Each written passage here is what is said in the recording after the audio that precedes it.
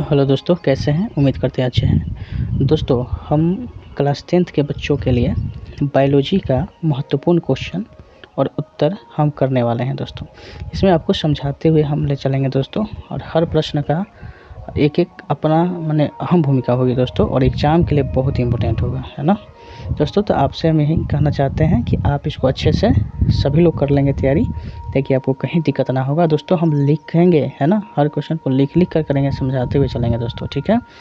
तो जो कि आपको एग्ज़ाम में बोर्ड के जो एग्ज़ाम होगा दोस्तों, उसमें आपको अधिक अंक लाने में मदद करेगा दोस्तों, ठीक है। आप अच्छे से कर पाएंगे दोस्तों, ठीक है। आप अच्छे से इसको तैयारी करिएगा दोस्तों। पहला हम प्रश्न यहाँ पर दे रहे हैं दोस्तों, ठीक है दोस्तों। क्वेश्चन नंबर 1 है, हम लिखेंगे दोस्तों, ठीक है। आप सभी लोग ध्यान रखेंगे, आप लोग भी लिखिएगा दोस्तों, ठीक है। आप लोग भी लिखेंगे। पहला प्रश्न कि हमारे, ठीक है दोस्तों, हमारे जैसे बहुकोशिकीय जीवों में दोस्तों, हमारे जैसे बहुकोशिकीय जीवों में, ध्यान देना दोस्तों, हमारे जैसे बहुकोशिकीय जीवों में, ये प्रश्न है दोस्तों, लिखिएगा आप लोग भी साथ साथ। हमारे जैसे बहुकोशिकीय जीवों में ऑक्सीजन, हमारे जैसे बहुकोशिकीय जीवों में दोस्तों ऑक्सीजन की आवश्यकता पूरी करने में, ऑक्सीजन की आवश्यकता, समझते हुए चलना है दोस्तों, आवश्यकता पूरी करने में विसरण क्यों अपर्याप्त है? विसरण क्यों अपर्याप्त है? अपर्याप्त है दोस्तों, ठीक है, अपर्याप्त है।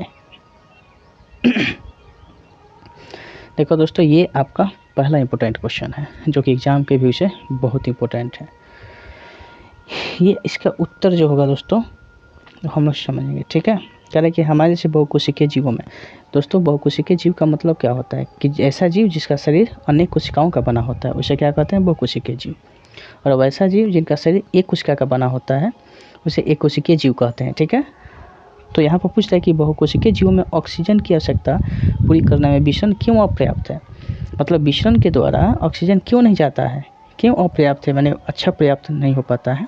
इसका जवाब होगा दोस्तों, बहुकोशिकीय जीवों को, इसका हम जवाब लिख रहे हैं दोस्तों, आप भी तैयार रखिएगा। बहुकोशिकीय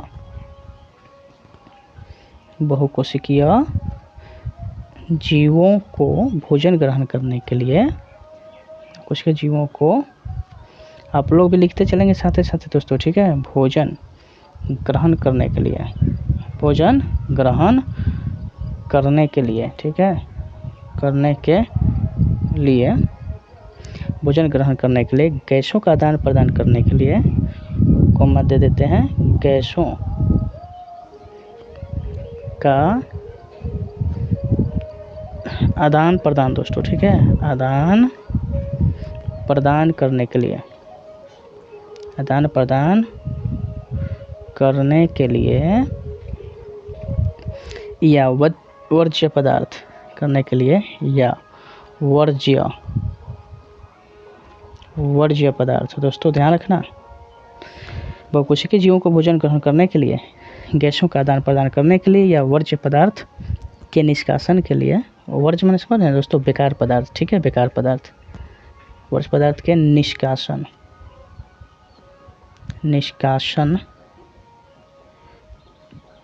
के लिए अलग अलग अंग होते हैं, अलग अलग अंग होते हैं दोस्तों, ठीक है, अलग अलग अंग होते हैं, ठीक है, अलग अलग अंग होते हैं। इसलिए इन जीवों में सभी कोशिकाएं इसलिए इन जीवों में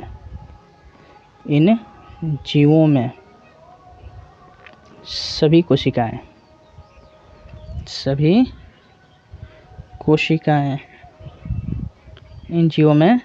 कोशिकाएं अपने आसपास के पर्यावरण के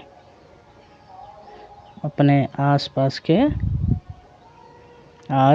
अपने आसपास, यहाँ दोस्तों हाइफन रहेगा, ठीक है। अपने आसपास के पर्यावरण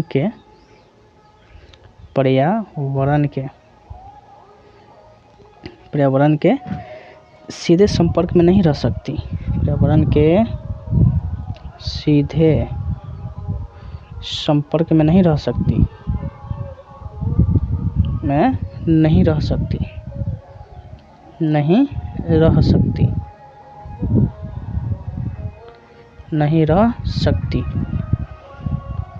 इन अंगों तक विचरण द्वारा। देखो दोस्तों, यहाँ अलग अलग जो अंग होते हैं सबके लिए, ठीक है। इन अंगों, इसलिए इन जीवों में सभी कोशिकाएं अपने आसपास के पर्यावरण के सीधे संपर्क में नहीं रह सकती इसलिए लिख देंगे, इन अंगों तक विचरण द्वारा, इन अंगों तक विचरण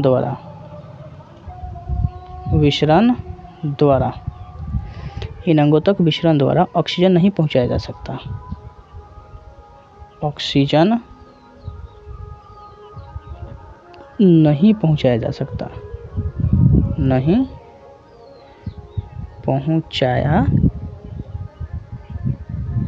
सकता, ठीक है दोस्तों, पहुंचाया जा सकता है।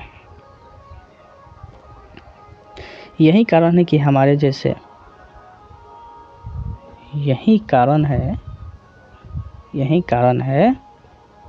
कि हमारे जैसे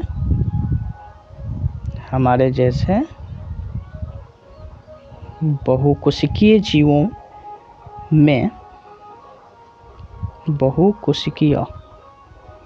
दोस्तों यहाँ पर लिख लीजिएगा, बहुकोशिकीय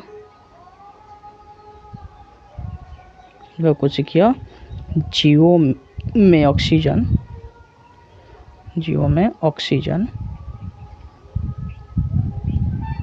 दोस्तों लग रहा है कि हम बहुत स्लो लिख रहे हैं ना, तो आप स्पीड बढ़ा लीजिएगा, ठीक है दोस्तों, अपना स्पीड बढ़ाकर और लिख सकते हैं। ऑक्सीजन की आवश्यकता पूरी करने में, ऑक्सीजन की आवश्यकता पूरी करने में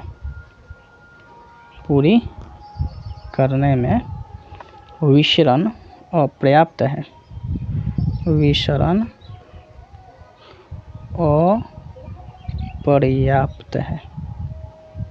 ठीक है दोस्तों।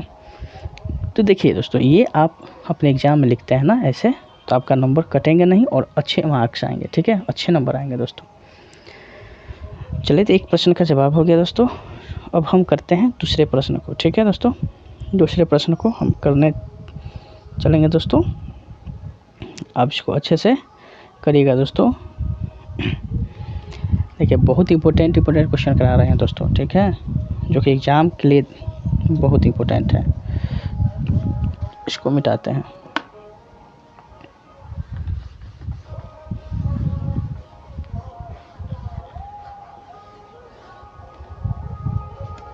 एक मिनट दोस्तों, इसको मिटाना थोड़ा दिक्कत है, आप धैर्य बनाइएगा, घबराइएगा मत, थोड़ा मिटाने में समय लगता है हल्का।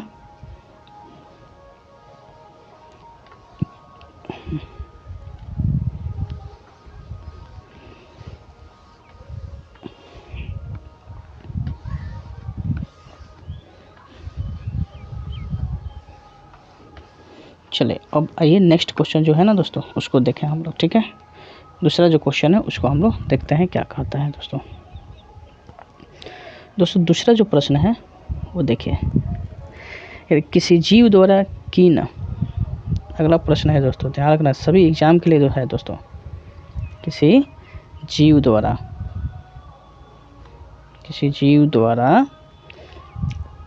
किन कच्ची सामग्रियों का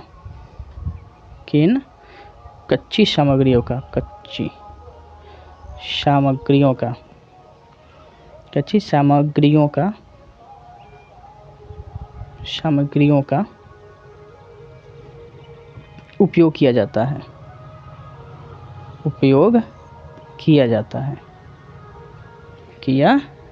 है।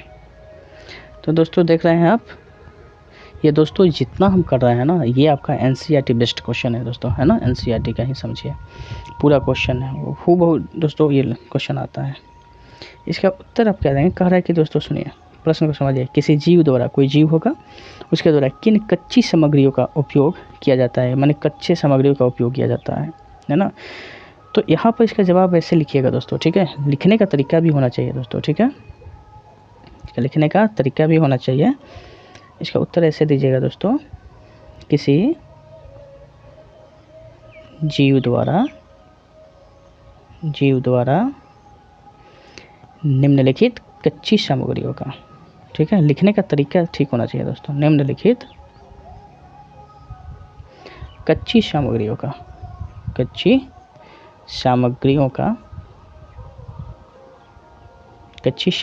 का उपयोग किया जाता है, ठीक है, उपयोग किया जाता है दोस्तों। अब देखो इसमें निम्नलिखित किया जाता है, अब इसको क्या करेंगे हम, उसमें लिखेंगे कौन कौन से हैं, ये हाइफन दे देना है छोटा सा और लिखेंगे यहाँ पर। पहला आप इसमें दिखा सकते हैं दोस्तों, एक में भोजन, पहला क्या है, भोजन, ठीक है दोस्तों। पहले हम लोग कच्ची सामग्री के रूप में जीव द्वारा पहले भोजन यूज करता है लोग, है ना, कच्ची सामग्री के रूप में। भोजन से क्या होता है ना दोस्तों, देखिए भोजन से क्या होता है, ऊर्जा, और यानी किसके लिए होता है, तो इसको आप लिख सकते हैं ऊर्जा और सामग्री के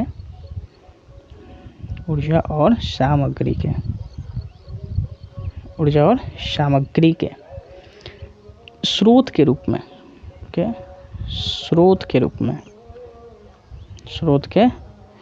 रूप में भोजन लिया जाता है दोस्तों, ठीक है, भोजन लिया जाता है, ठीक है, भोजन। दूसरा जो है ना दोस्तों, वो ऑक्सीजन, दूसरा क्या लेता है जीव, ऑक्सीजन लेता है, ठीक है, कच्ची सामग्री के रूप में दूसरा क्या लेता है, ऑक्सीजन, यानी जीव जो है ऑक्सीजन लेता है। अच्छा, ऑक्सीजन से क्या फ़ायदा होता है दोस्तों, कि जो भोजन होते हैं वो टूटकर क्या होते हैं ना, उससे ऊर्जा प्राप्त होते हैं, है ना, और ऑक्सीजन मिलते हैं। तो इसको आप ऐसे लिख देंगे कि भोजन टूटकर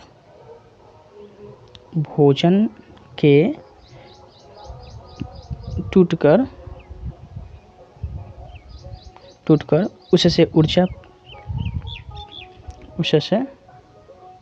ऊर्जा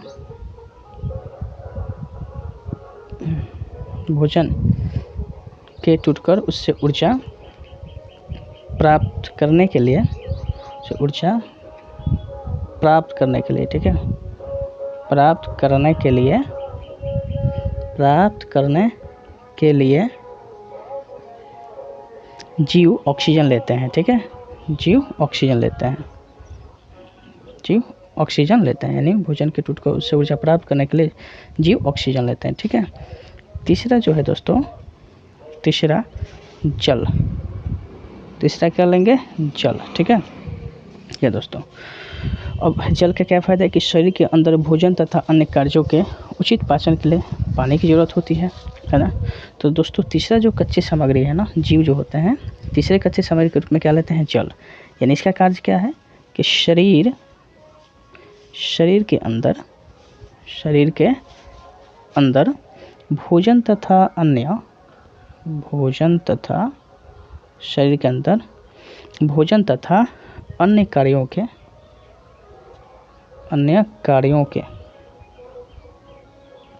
कार्यों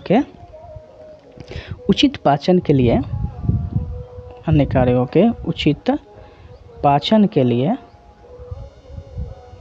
के लिए, जीव जल का उपयोग करते हैं, है ना, जीव जल का उपयोग करते हैं, ठीक है। तो दोस्तों यही आपका महत्वपूर्ण कच्ची सामग्रियां हैं जिनको जीव क्या करते हैं, कच्चे रूप में इसका उपयोग करते हैं, ठीक है। आइए दोस्तों अब हम देखेंगे नेक्स्ट प्रश्न देखेंगे दोस्तों कि ये क्या कहता है, अगला प्रश्न हम लोग देखेंगे, ठीक है दोस्तों। इसको मिटा देते हैं।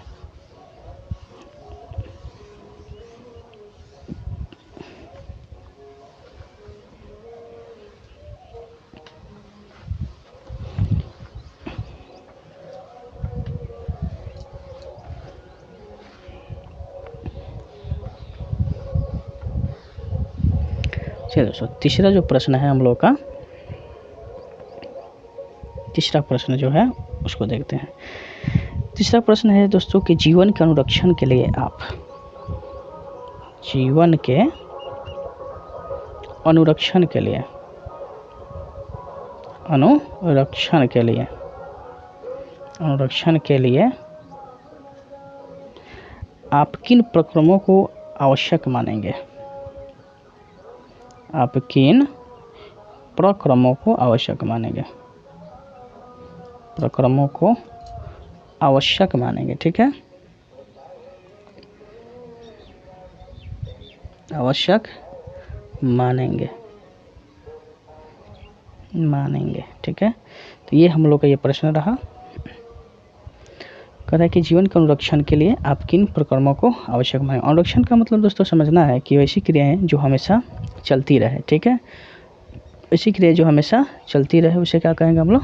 अनुरक्षण कहते हैं। जैसे कि सांस लेना वगैरह होता है ना, धड़कन होता है, ये सब क्या होते हैं? अनुरक्षण होते हैं। अब इसका जवाब कैसे देंगे आप?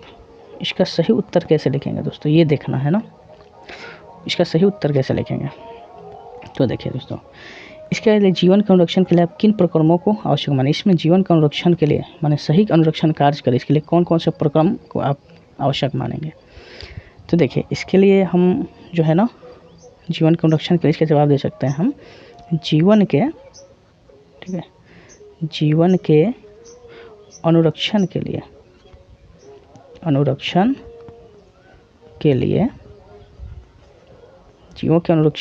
जीवन के अनुरक्षण के लिए जैव प्रक्रिया, जैसे जैव प्रक्रिया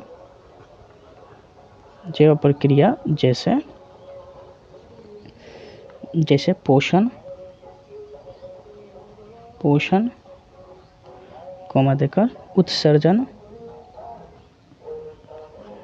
पोषण कॉमा देकर उत्सर्जन, श्वसन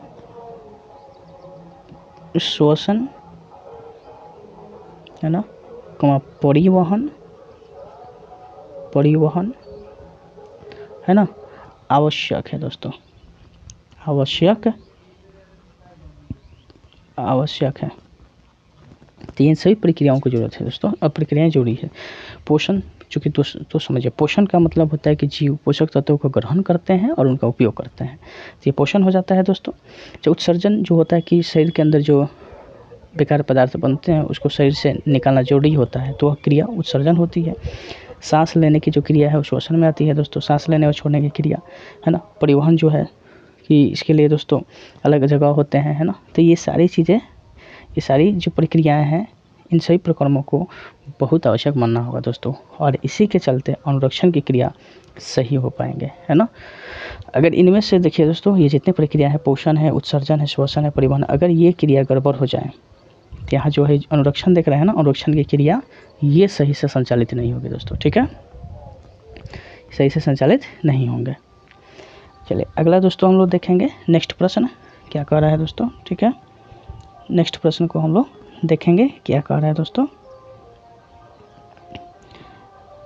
ऐसे हम लोग दोस्तों बहुत सारे क्वेश्चन को करेंगे, है ना, और हम लोग पढ़ते चलेंगे दोस्तों। ऐसे दोस्तों बड़ा वीडियो भी हम बनाना नहीं चाहते हैं, है ना, छोटा छोटा वीडियो रहेगा और इसी से हम लोग का पूरा काम चलेगा। डेली हम बना देंगे दोस्तों, 2-3 प्रश्न के लिए ऐसे चलेंगे। आज 3 प्रश्न रहने देते हैं दोस्तों, फिर हम नेक्स्ट वीडियो में आपको बताएंगे कि आगे क्या कर रहा है, ठीक है। जय हिंद, जय भारत।